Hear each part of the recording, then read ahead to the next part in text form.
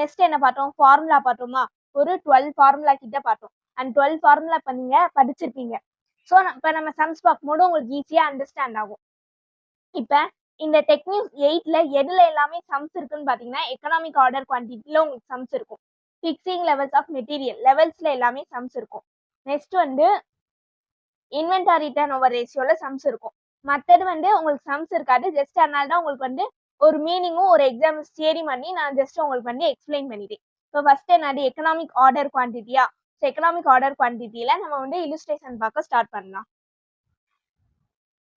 இப்போ illustration 12. Calculate the economic order quantity from the following information. Also state the number of orders to be placed in the year. நம்ம first formula என்ன பார்த்தோம்? Economic order quantity. Second formula என்ன பார்த்தோம்? Number of ஆர்டர்ஸா? So அதான் கேட்குறாங்க. First formula எழுதுங்க. Economic order quantity equal to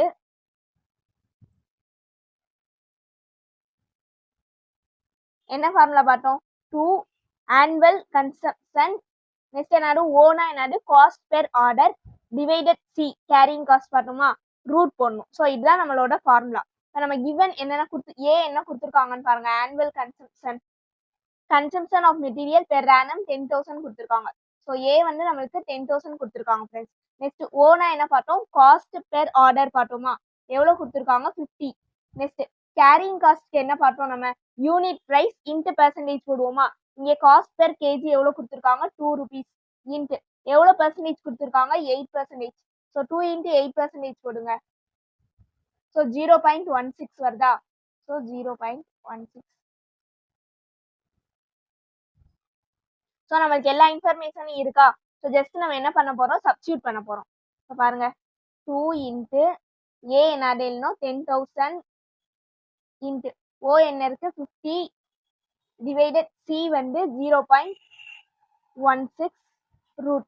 இப்போ மல்டிப்ளை பண்ணலாம். 2 into annual consumption 10,000 into ordering cost வந்து 50. இப்போ எவ்வளோ வருதுன்னு பாருங்க. 10 lakhs வருது. So 10 lakhs divided 0.16 to the root. அப்போ 10 lakhsல என்ன செய்யணும்? கேரிங் காஸ்ட் டிவைட் பண்ணுவோமா? 0.16 டிவைட் பண்ணீங்கன்னா எவ்வளோ வருது? 62,50,000 வருது. ஸோ அது என்ன பண்ணணும்? நம்ம ரூட் எடுக்கணுமா? So root of 62,50,000.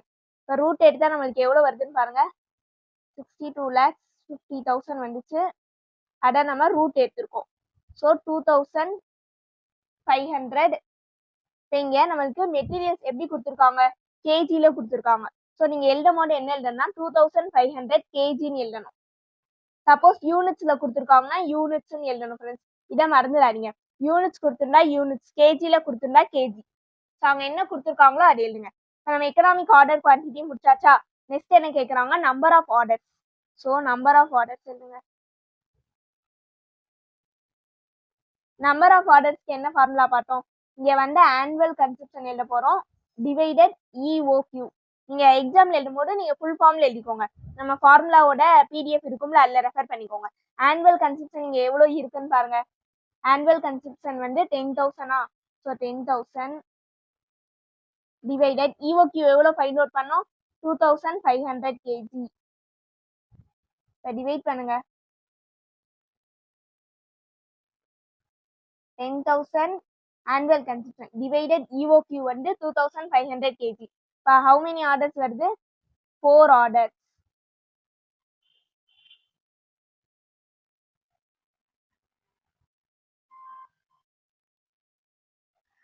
இங்க வந்து you are to be placed in a year. அப்போ வந்து 1 yearல வந்து நம்ம 4 ஆர்டர் கொடுக்குறோம். அப்போ 4 ஆர்டர் பெர் இயர்னு எழுதிக்கோங்க. அவ்வளோதான். ஸோ illustration 12 புரிஞ்சுச்சான்னு பாருங்க. ஏதாச்சும் டவுட் இருந்தா கேளுங்க. நெக்ஸ்ட் illustration 13 போலாம். The average annual consumption of a material is 18,250 units at a price of rupees 36.50 per unit.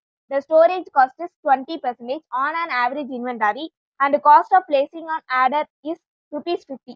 How much quantity is to be purchased at a time கேக்குறாங்க.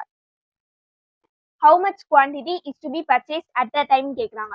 அப்ப என்ன கேக்குறாங்க? EOQ தான். ஸோ EOQ ஃபார்முலா என்னது? 2AO divided C root. இங்க ஏ என்ன கொடுத்துருக்காங்கன்னு பாருங்க. Annual consumption 18,250 units. Next units at a price of 36.50. இப்போ நமக்கு நெக்ஸ்ட் என்ன தேவை, ஓடான் தேவை. அப்போ காஸ்ட் பெர் ஆர்டர் எவ்வளோ கொடுத்துருக்காங்கன்னு பாருங்க 50. நெக்ஸ்ட் கேரிங் காஸ்ட் எப்படி கண்டுபிடிப்போம், யூனிட் பிரைஸ் எவ்வளோன்னு பாருங்க 36.50 இன்ட்டு எவ்வளோ பெர்சன்டேஜ் கொடுத்துருக்காங்க 20%. ஸோ 20% போடுங்க.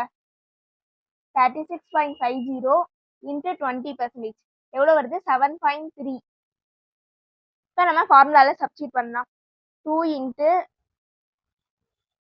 ஏ என்ன இருக்கு 18,250, cost per order is 50 divided carrying cost வந்து 7.3 இப்போ ரூட். மல்டிப்ளை பண்ணுங்க.